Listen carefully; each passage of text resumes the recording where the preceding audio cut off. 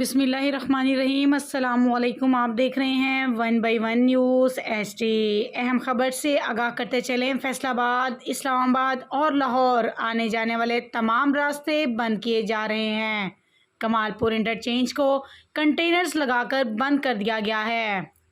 Update करते चलें। फैसलाबाद, इस्लामाबाद और लाहौर आने जाने वाले तमाम रास्ते बंद किए जा रहे हैं।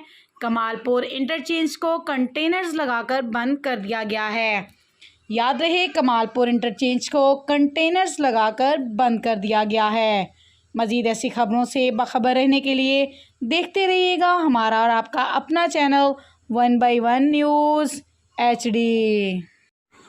यूट्यूब पर हमारे चैनल को लाइक करें, शेयर करें और सब्सक्राइब करें और घंटी का निशान दबाना ना भूलिएगा ताकि आने वाली हर नई वीडियो आपको मौसूल हो सके।